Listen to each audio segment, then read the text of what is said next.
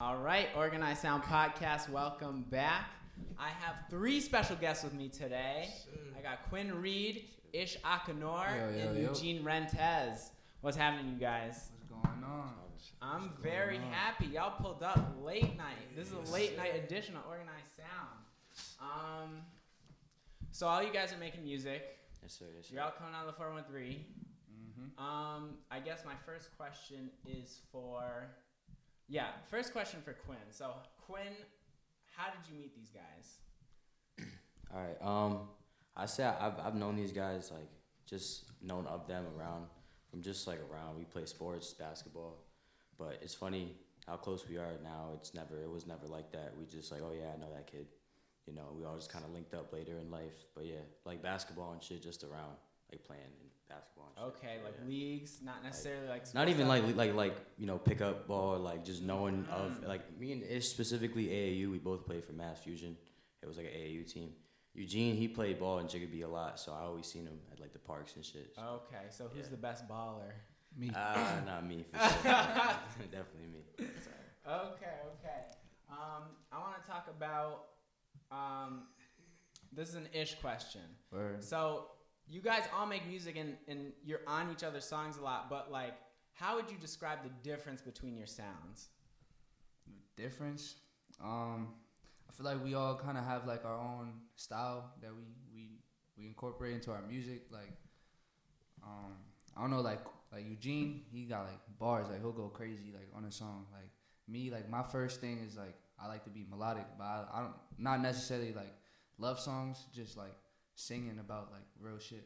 That's kind of like my style. And like Kwynn, he kind of does it all. Like he could rap, he could sing about girls, he could, you know what I'm saying? Like we kind of all do everything like in the most humble way. Like, you know what I'm saying? Like we kind of try to cover every style that we can. Right, you got like the range. Yeah, that's kind of what between we the three of us for sure. Yeah. Fire. So, I feel like also artistically, you guys have kind of like this. You use like the two letters on the cover arts and stuff like that. Who's creating that like art and keeping it kind of in this theme? It's been different. Yeah. Every time it depends. I mean, we got a lot of stuff done in New York. We get a lot of stuff just like we ask if we have a song that we know we're gonna drop and we're focused more on like getting it out there, getting it on Instagram, getting everyone. Get a little closer up. Yes, sir. Getting everybody to hear it before, and then like that's more of like a let's make a decision which one we like. You know what I'm saying? Out of the art. Okay. So there is kind of like this group think of like let's rate each other and figure out what's the best move and what's the best play. So do you guys like schedule things out even to the point where it's like, okay, I'm a drop now, so you hold off a little bit? For the most part. Yeah, 2020 is something we're gonna do a lot more. But we kind of did it not like directly. We would kind of just talk, hey, oh, you're dropping here, so okay, I'll probably drop here. Mm-hmm. But 2020 we'll probably do that like more officially and start scheduling stuff out. We would just space it out naturally. Like if he dropped a song, I'll wait a little bit, give him his time to shine, and with his song, and I'll drop a song, and then like just, you know what I'm saying? Like we kind song, of space it out naturally. You know? Absolutely. But now we're definitely trying to schedule our releases. Yeah. Like, so not even it's not even just a full blown group either, but like definitely collectively, everything we do is pretty much for the same goal in mind. So yeah. Okay. I want to talk. So individually, I kind of want to go through how each of you got into music. So let's start on this side, Eugene. Oh man, for me, I was just like, I always freestyled. Like I always throw on a beat, or I would be like, if I was talking smack to somebody, I'll rap it. You know what I'm saying? Like it was just I never thought of it as like going forward with it as a career until like I started doing it more. Them two got me more into it. One day I was at a party actually, and I was just freestyling in a circle, just fun. And then after that, we ended up going to his house and we made flying birds that night. The night we met, we made flying birds. Right. Literally. So that was pretty cool. That's how I started. That was pretty recent too, right? Yeah. At least half a year That ago. was like mid last year. 2018. Yeah, it was like last May. Within the last year, for sure. When I was on house arrest. I was on house arrest for 7 months, and that's like right before I got on house arrest. I made the song. I feel like a lot of people have that story. Like something puts them in a spot. Like I think Chance the Rapper was like kicked out of school or something. So he's at home. A Boogie too. A Boogie's a house arrest dude. And like you're home, you got the equipment, you're kind Yeah, of bored, and facts. you're like, okay, well, how Get am I it gonna in, like yeah. creatively You gotta express your myself? emotion, right? Yeah. Okay, so going along, Ish, how did you first start with music? I like my whole life. I just been around music. Like I'm from Morocco. It's like a big part of our culture is just music in general. So like you always be like people singing in the streets. Like there's like bands everywhere. Like drummers. Like you know what I'm saying. Like it's Africa. Like it's music everywhere. So it's like that kind of just was like in me from when I was little. And then when I moved here, it was like it kind of helped me learn English. Like I would just listen to rap music all day and just like pronounce words certain ways and just like learn how to talk literally just from like listening to rap music. And then I kind of like started playing sports, so like I didn't take it that serious. And then I went back to music, but it was always like a part of me. Like Okay, I want to talk about that kind of growing up here. So how old were you when you got here, and then what were those artists that you were first listening to? I was seven, turning 8 when I got here, and it was like Akon, T-Pain. Oh man, like, Akon! I got Eminem. locked up. They won't let me out. Akon's one of my favorite, just melodies. All his melodies are crazy. I feel like Akon and T-Pain birthed like half the sound we listen to today. Absolutely. People don't even think about that. Akon's actually from Senegal. So my father is Senegalese West African, and he. My sisters called me up and they're like, "Oh, like you want this Akon CD? Because like we have like so many." So it's gonna be 8 coins. Yeah, I had close family friends that were from Dakar, Senegal. So they just like put me on the Akon. Oh, early yeah. age, like, I've been to Dakar. For real? Yeah. So, my father grew up there. Well, he grew up actually, Dakar's like the main city. It's like the New York of Senegal. But like he grew up in the fields and stuff, but there's a lot of my family that's in Dakar. I went right after high school for 2 weeks, and it was like a trip of a lifetime. Probably a dope experience. For sure. Having never been there and stuff, you just see a whole different other world, side of life. And I really was entertained by the questions they asked me. They're like asking me about Chris Brown and Rihanna and 50 Cent, and I'm like, yeah. like I know them, you know what I'm saying? So, all right, you're up, Kwynn. How did you get started in music? Well, like I always did I wouldn't say music. I didn't always do music.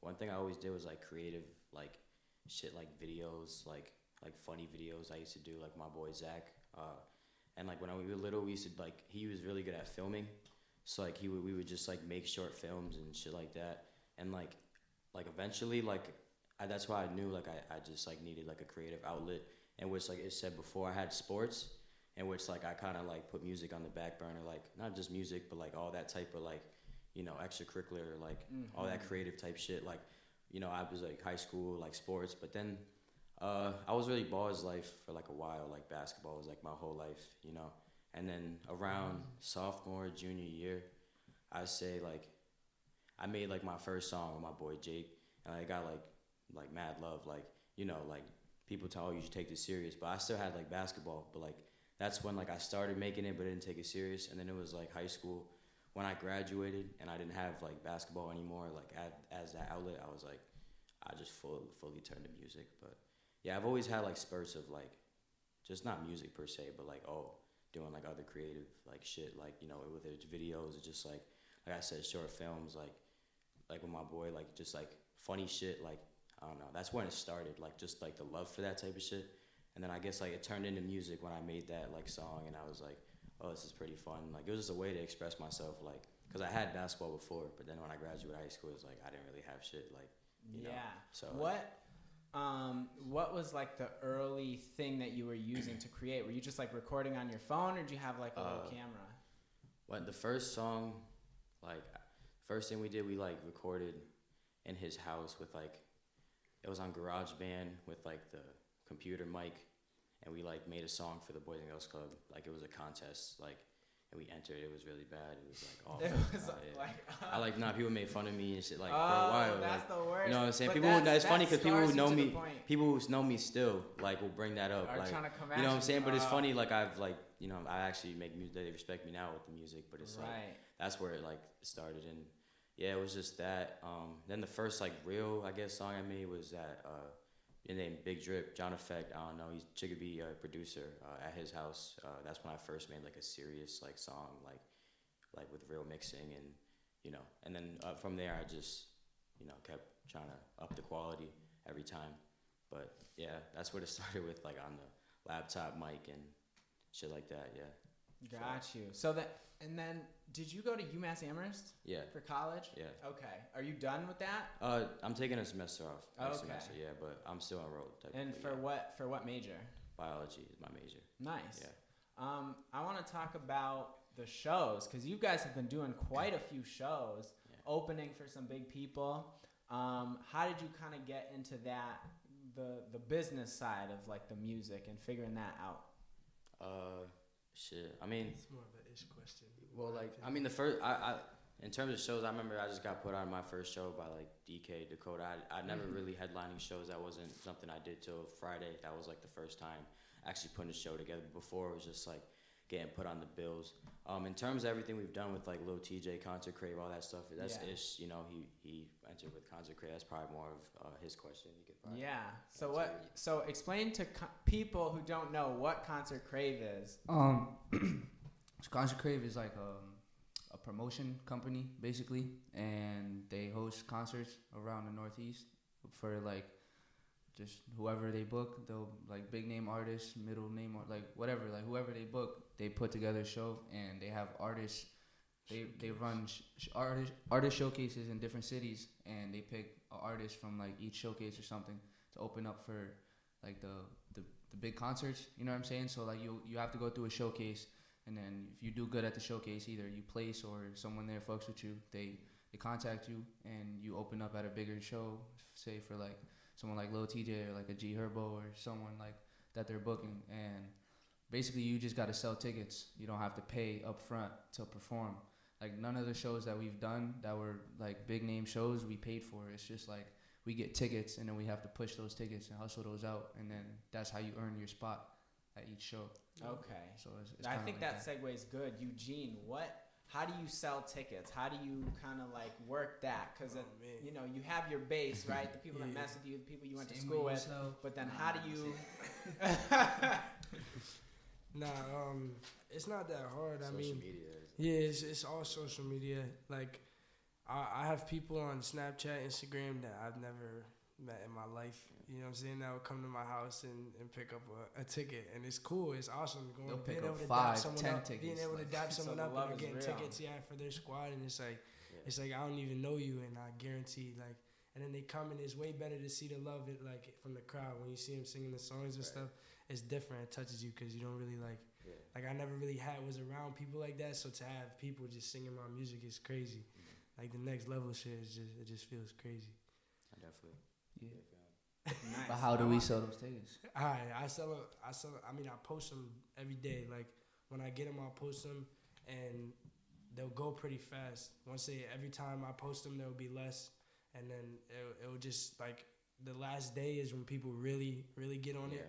Mostly it's because people don't want to have to hold a ticket for 2 weeks. You know what I'm saying? But a lot of it is because people are like, how dry is it going to be? And then the last day when they see we have no more tickets and all their friends have tickets and they all want to come get tickets. And we're like, well, looks like you got to pay. Always want to wait to see who else can get a ticket.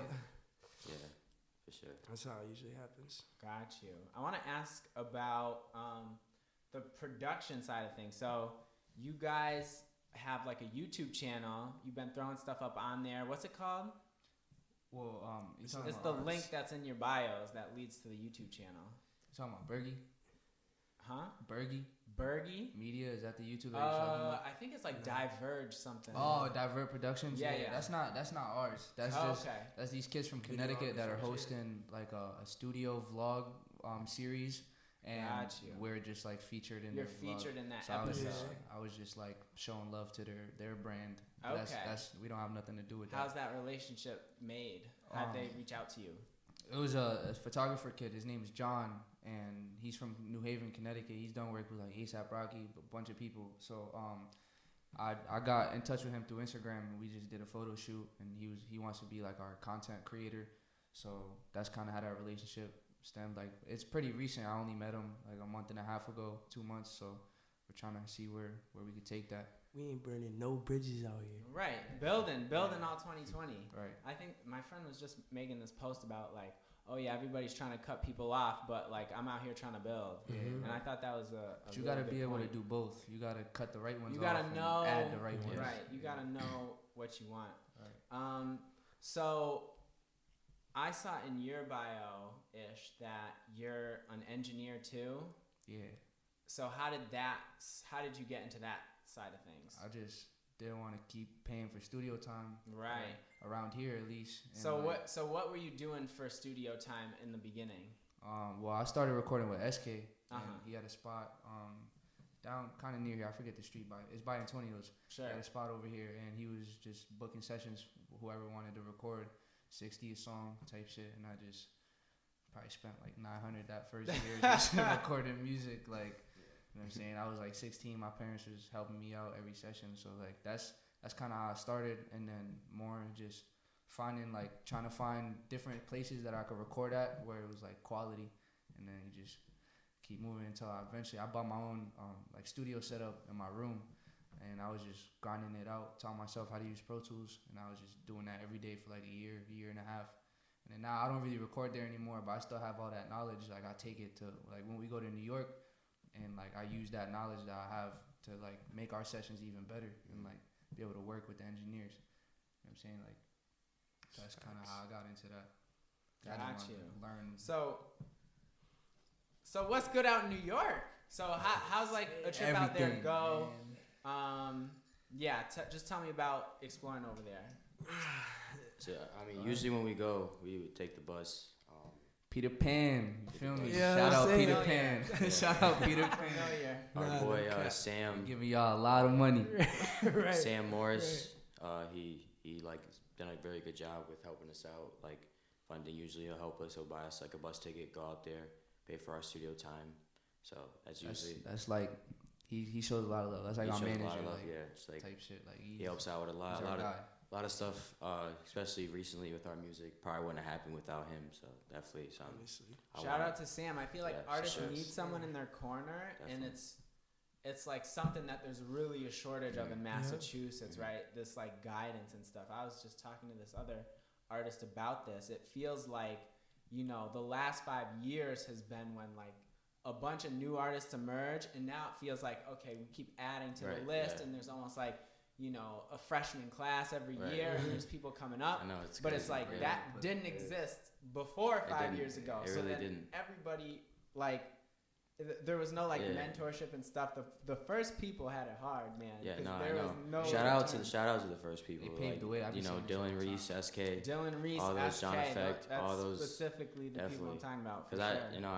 I remember watching them, and then when I was like probably 13, 14, like, and I would look up to them, but it's crazy to think about at that time. There was really no one else really making music, and like especially now, not everyone's making music, but Everyone's making you have a lot of people that are making music now. Before they had to put their necks on the line, what I'm I saying? also feel like they had to venture out because Yeah. like SK went to Atlanta. He connected Yeah. with Soldier Right. Boy. Dylan Reese He's went in out to LA. He's LA. right now, yep. Like there was that need, but I feel like now is a point where everything's working. That's- you can that's- put together a show. You're gonna get a lot of local love, Mhm. and it's like I think there's something worth building here. Yeah. There's no longer that need to like run away. But in Yeah. a way, that's kind of like Yeah. why we go to New York. Like I you was kind of gonna say have that. to venture out. Right. Yeah, I wouldn't gotta- really call that running away though. Too, I consider Right. maybe like they're like building their connections. Is what I more look at it in terms of Dylan and SK. But I do agree with you on the scene is way more supportive than it was probably like 5 years ago, for sure. And What were you yeah, gonna I say? feel like it's a different sound. But I you was go just ahead. I was just about to say like you kind of have to venture out to like build your home area in a Yeah. way, because like you People can't. have to see that. Yeah, like people got to see you doing something not in your home area for Yeah. them to really like respect Realize it, what's respect going it. on. Yeah. Right. But that the I'm just game talking is about so the average perception-based. individual. Like the people that really know what they're talking about will respect it when they see you Definitely. doing stuff. But like just everybody else, you kind of have to like show that you can do it somewhere else for them to like be like, oh yeah, he is dope.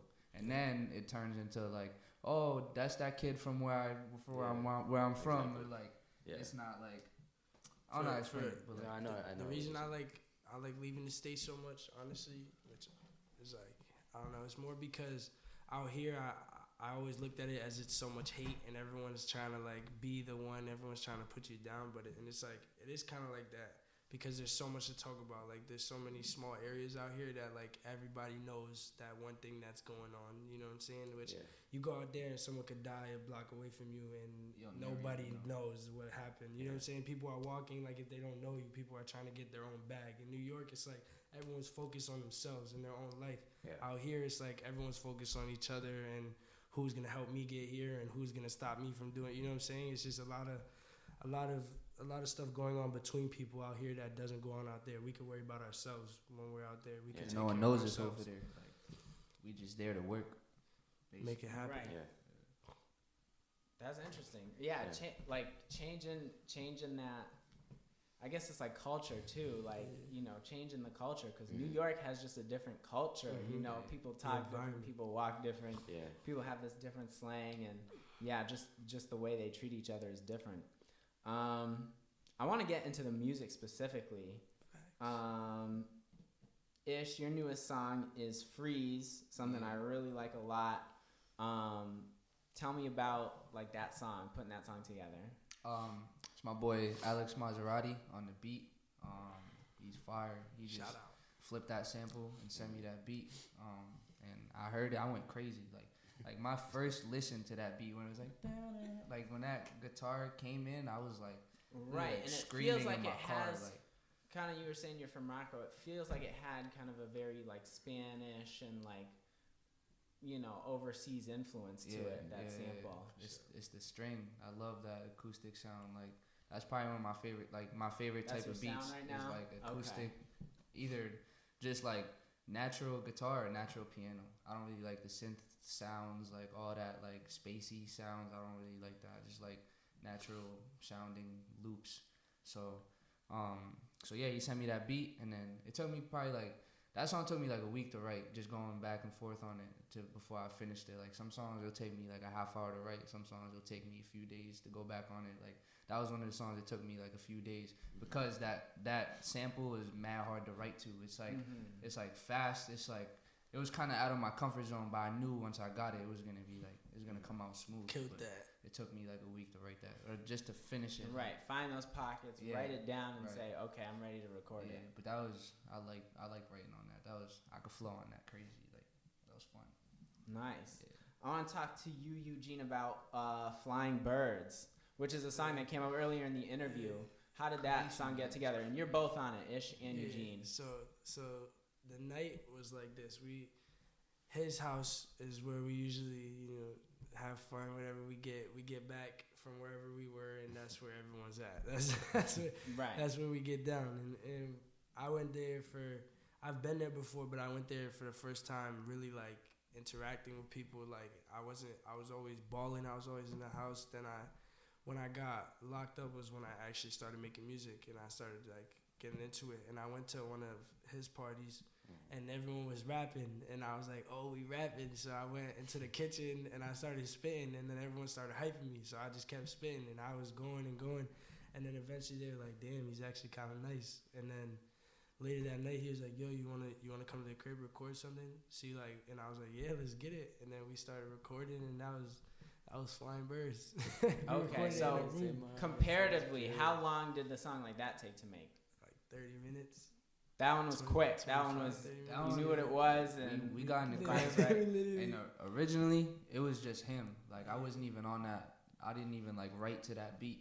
Like, I was recording him. I was just, like, engineering the session, basically. That was my role in the start of the night, was just to record him. And he laid his verse down, and I'm sitting there recording him, and I'm like, I have, like, a little booth to my right, and I'm just, like, turning my head when he's spinning. Because that's the first time I heard him record. And I wasn't like really expecting that, and I'm just like wasn't expecting him to come in and he's going crazy, be so correct. And then I was just, and then he only had half the song basically, so but he burnt half the song, like he killed it, and I was like, bro, let me get on this, and then I just made like a little bridge, and then I had those lyrics were for a different beat that I wrote for my own song, and I just like matched it up, and that verse was like months old, like months, so.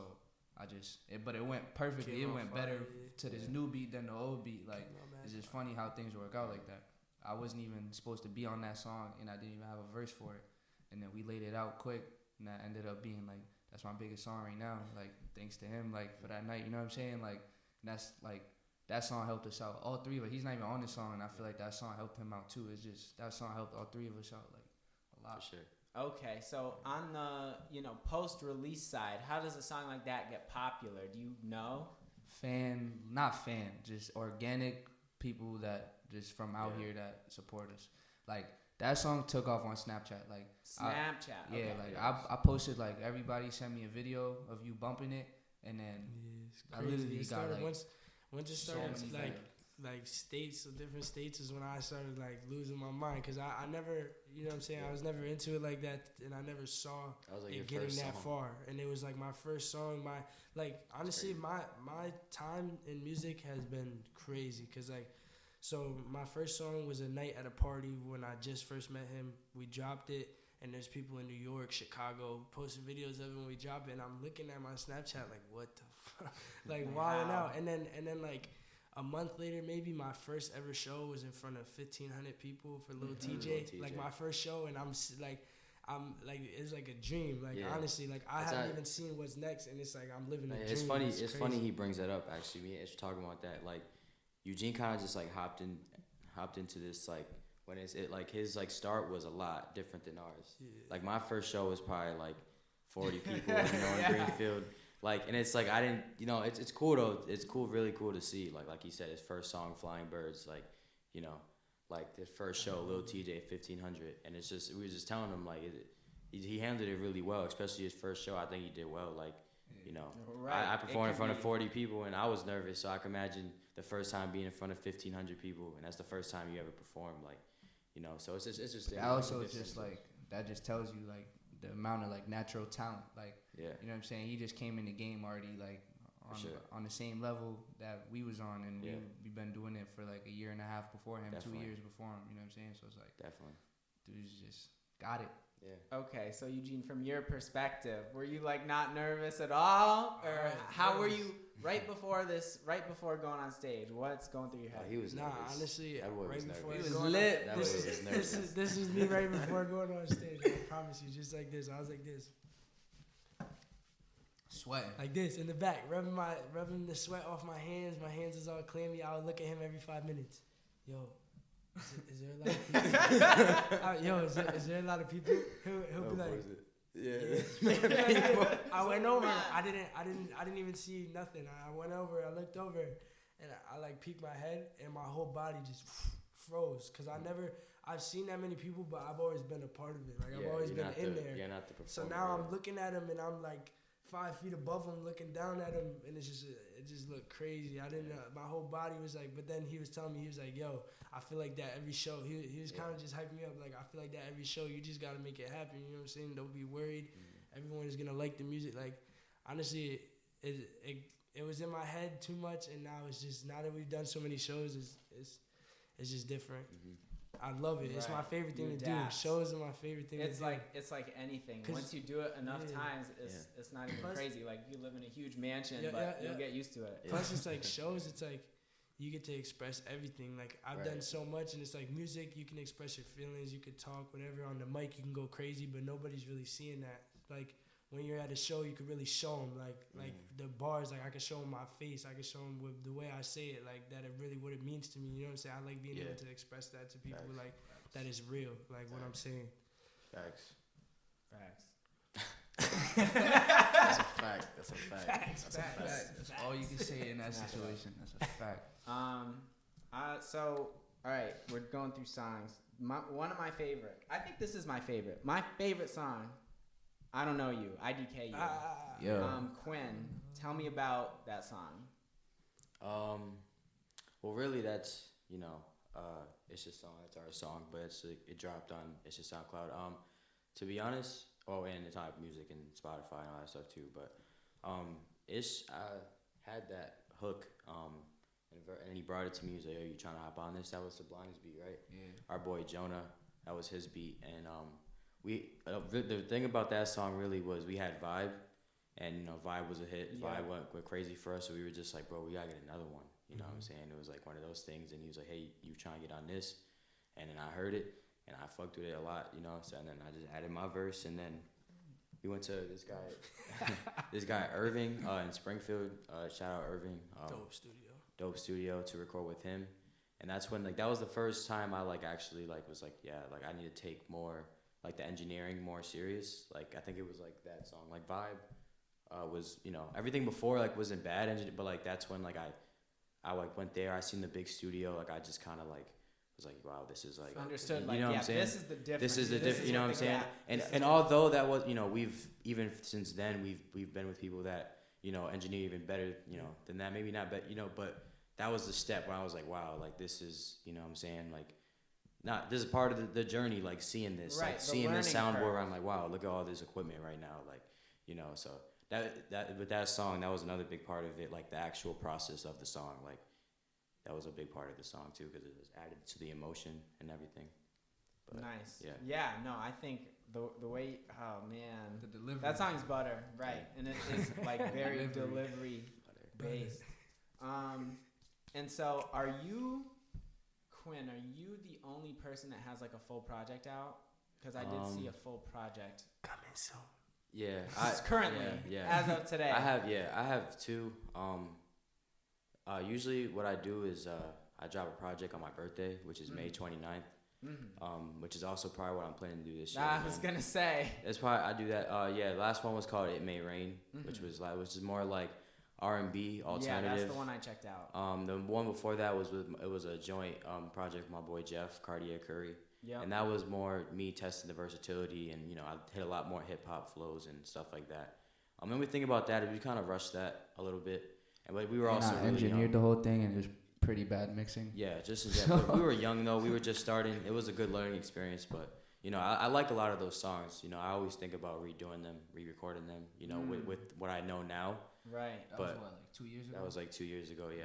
So, yeah, I'm May 29th. Shit changed. That'll be 2 years ago for sure.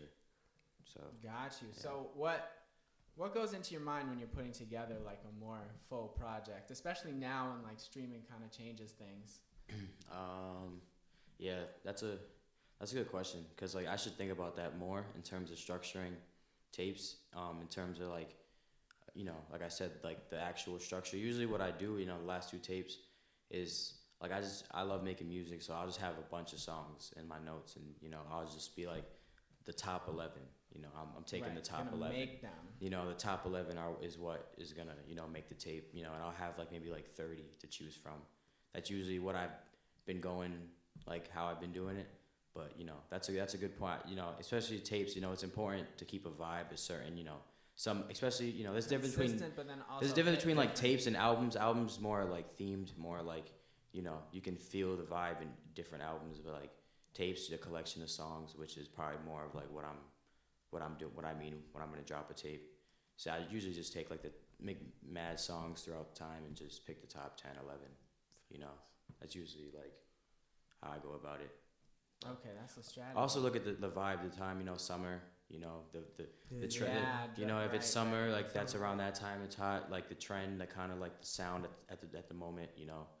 But I don't really like to do that. I'm more about the integrity. If I like this song, then it's I like this song too. You just reminded me saying something about that. You have this song, Seasonal Changes. Yeah. Talk about that song and kind of how it relates to what you're saying. What do you mean? Yeah, when Massachusetts has seasonal changes no other, to go from winter to summer, and how does that affect you as an artist? Okay, yeah, that's a good question. That's a great question. That's so I noticed, me personally, I wouldn't say I'm I get seasonal depression, but when it gets colder, I'm genuinely a lot more not as happy.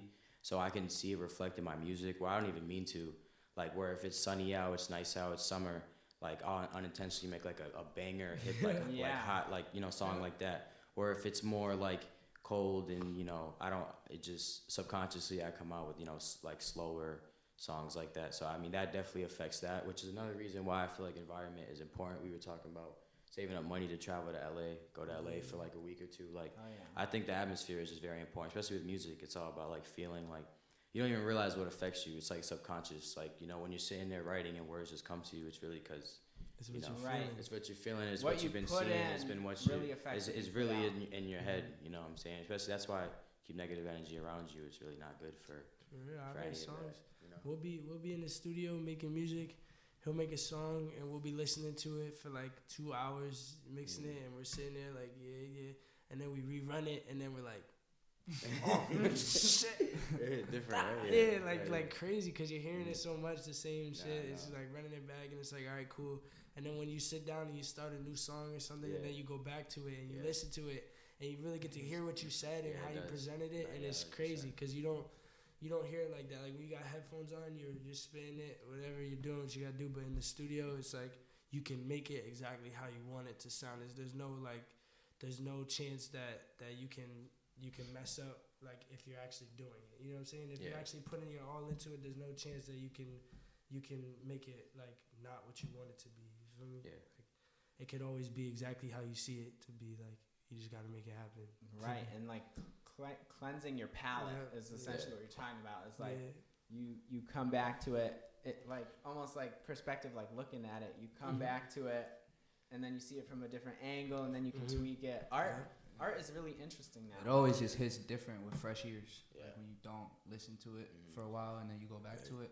Say you take like a 30-minute break where you don't listen to something that you've been listening to for the past 2 hours. That listen, like that first listen after you take like a 30-minute break is like 10 times better. You know what I'm saying? Like, Yeah. Right. Definitely. It's almost like reheated pizza. It's like, damn, how'd this happen? Let's talk about this show that was last Friday. Yep. Club 1 in Agawam. movie. I was there. I have a little clip of that too. I was there. I was in the building. I'm gonna insert that clip right now. I know what I need. There's 2 cups in my hand and my game is shiny. I don't know you. Get the fuck about my face. I done told you. Niggas don't move on my page. Killing Jackson. Even see without no change. I'm a Spanish. Aspiration into change. I don't know you. Get the fuck about my face. I done told you. Niggas don't move on my page. Killing Jackson. Even see without no change. You show the phone.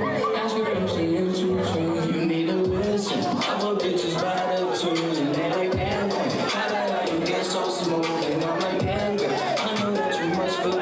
Cause I've been made. Show me your number 2. You know I'm next up. There's nothing to say now. You really say now. She give me face now. She wanna ride. That's okay now. Turn off. Face down. But tell me about the event. Tell me about the after party. Ish, let's start with you. I mean, I'm gonna let him do this because All right. he was the one that put this Yeah. together. So Well, so start there. Yeah, how'd you put it together? I'll be honest and say I got the inspiration from DK Dakota, in which he had a show there a few weeks prior, maybe. And I was just talking to Marty, who's the the promoter there, or the coordinator, the owner of Club 1. And I was just talking to him about a possible show. I just told him about what we do and like the shows we've done in the past, and he was with it. Like he wanted to. He's the type of point where he wanted to have shows there like every week. Obviously, we wouldn't have shows there every week, but like that's how willing he was and ready. And he didn't even ask us to put any money down. So I was like, okay, like let's get it together. I just thought talk to them like who should we have on it to sat down, thought of some other artists I could ask to perform and put it together really in like 10 days. 10 days. Wow. We were kind of 10 nervous. There's definitely some doubts. And there was some doubt. we was about to cancel that shit. Yeah, we were gonna cancel it. Me and this guy in a little argument over it. To be honest, we got over it though, and I'm glad we got over it. I'm glad we did it. Talk about who performed, who's on that bill. There was probably honestly one of the most talented lineups I've been a part of. K-Woke, Denzel from Amherst, Yep. A Jiggy from Holyoke, Rod Frescobar. yeah. There's a lot of people who he performed on AJ's set. Oh, okay. There's a AJ's lot of set. people who had their Alexis. sets And invited on- Yeah, some yeah. people Sleazy, on. Alexis, 100 Bands, D Money, Dwayne, Money. Reek Lauren. Lauren. I know Money Dwayne Ray Bob. J. Yeah, brought money with Jay, Dan, all them from Holyoke. Yeah. We have Reid. He brought Davey Boy.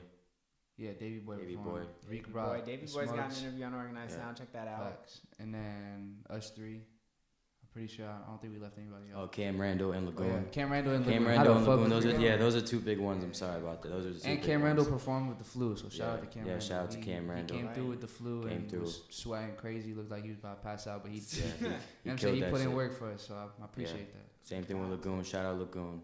They had a show like maybe a week and a half before, and they still came out, sold tickets. So They went Oh, Kid Evil too. Kid Evil. He Oh, probably Kid had the Evil. craziest- That's Oh. something to talk about. Yeah. That's Right, something to crazy talk stuff. about. Gotta say the best for last, right?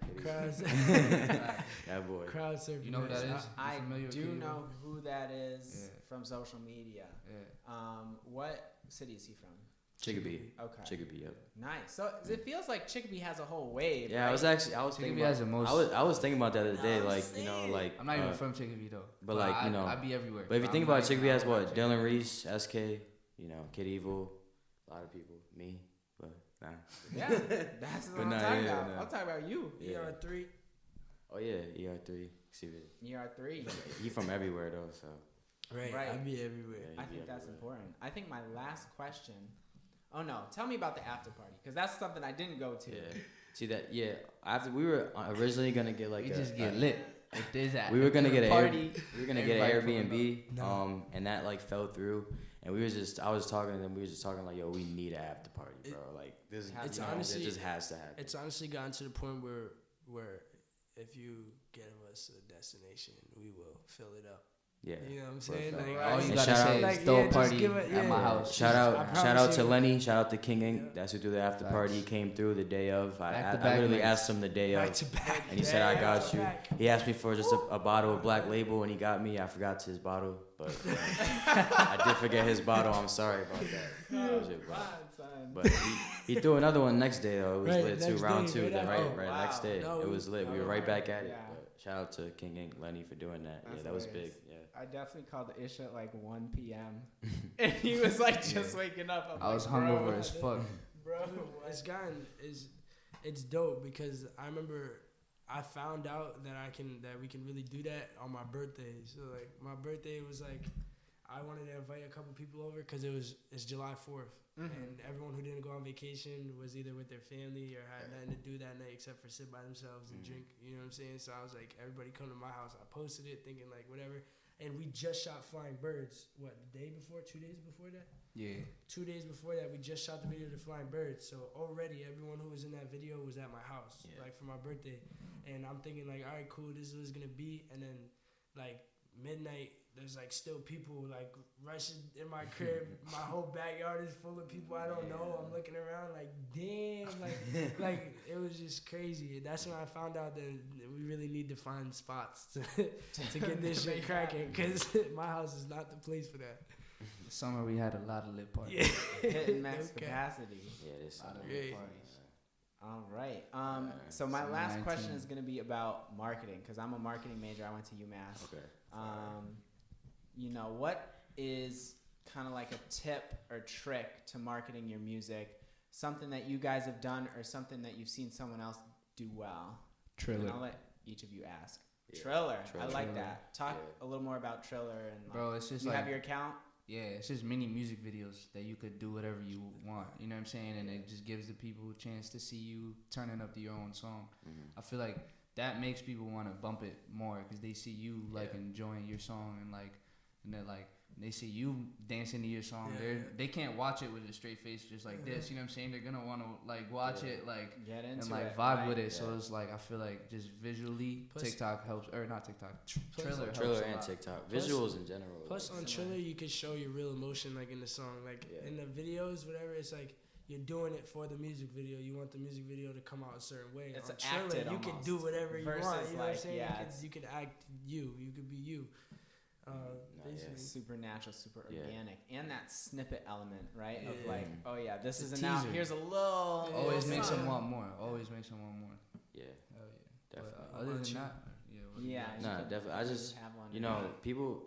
I just feel naturally people, when they're scrolling, people tune out when it's like, if you put up a video of like your notes and a song, Yeah. people like they'll listen. Your true fans, but like for most part they might, but if they see a video off rip, they're like, oh, what's this? They'll watch for a little bit, and they're forced to listen to the song as well. You know, it's just, I don't know, visuals just have such a further reach. You know, even it doesn't have to be videos. Like I remember, if I was to post like a little snippet of just my song with just the notes, you know, won't get that many views. But if I put like a picture of me and then made like a iMovie thing with the music in the background, it like reaches way more people. I don't know. It's just like people just like to see your face while they hear the music. You know, yeah, for sure. For me, definitely. First, shout out Lil Anchor. We met him at a show actually, and he had these dope like posters that he would put a barcode. You scan it with your phone. He would just hang them on every wall, every bathroom mirror, and you scan it and it'll bring up all his social media. And that's he had a QR I code. like that. Genius. I definitely want to start doing that. Shout out Lil Anchor. That was right. probably the smartest thing I've seen. Every show, every way you turn, every wall will be a poster with his face on it with a barcode. And you can just and everything comes up. Yeah, people forget about the physical elements of marketing, right? Social media like, is you so see powerful, him on but stage. like You know what I'm saying? meeting people is how you kind of make the strongest connection. You know what I'm saying? Lil TJ, there's a bunch of people seeing him on stage performing, like whatever. You can go to the bathroom to throw up. You look up and the kid's in your face. You know what I'm saying? You're gonna see right. Like, you can't avoid it, especially if it's done right. Exactly. I like that. That was my favorite. No bull. Nice. All right. Any of you guys have any last shout outs? Anything? Oh man, shout out my mama. Love you, mom. Yeah. Okay. Shout out my family, obviously. But I forgot to say this. I said first person I made a song was John. It was actually first person I ever recorded with was Dylan Reese. I just wanted, that was a big part of my music because he was like a little mentor to me too for a while. What's the like age difference there? He's about 25, I think. 20. Nah, he's like 20. He's older. 27, 26. I'm 20, so. He's like 26, 27. I think. Oh, So you didn't go to high school at the same time? No, we didn't. But he did go to Chickpea High for a little bit. He was actually my gym teacher for a little bit when I was in 8th grade. He was like a help gym teacher. I don't know, like the paraprofessional. Yeah. But yeah, so that's how. But like then, you know, I knew him when he was like Reese McFly, and then he switched over to Dylan Reese. But you've seen that evolution. yeah, I did. But that was like the first person I recorded at his house. You know, $60 a song. You know, he kind of taught me, but like helped me. Like, you know, oh, maybe you should do it like this, or maybe you should try this. So yeah, I just want to shout him out because that was someone that really mentored me and really like helped me a lot. Yeah, and So, you guys for opened sure. for Dylan Reese. I was at that show as well. Yeah, that was fun for sure. Shout out Benny, my father. He makes underground music. Benefit, CTN, whatever it is. You know what I'm saying? Check him out. And one thing I think needs to be talked about is like the age. How it's like 2019, 18. Yeah. I think that's probably the dopest thing about our group. Is There's like this like 1, 2, 3 it's like brothers. like Three-headed monster. Yeah, we keep coming back stronger. I'm with it. All right. This Nah, has but been. I just want to say Sorry. to any artist watching this that's from out here, like just keep doing y'all thing because we're gonna be the ones to change the culture out here. Every artist that makes music in Western Mass right now, like It's contributing. this movement is like bigger than it's ever been. So it's like if this keeps going, it's just gonna snowball, and it's just gonna be like we could get to the point where eventually like 2-3 guys are making it out of here every year. You know what I'm saying? And it'll just keep piling on and just keep getting bigger. So We'll like put our name I on the feel map. that excitement is keep real working. right now, and Hell that hope, man. I appreciate you guys for Yes, sir. coming through Of too. course, I man. appreciate that Appreciate as you well. having Thank you for having us. Yes, sir. This has been the Organized Sound Podcast. You can go check out these guys' music. I'm gonna link it in the bio. Eugene, Ish, and Kwynn. Yes, sir. We're signing out. Movie.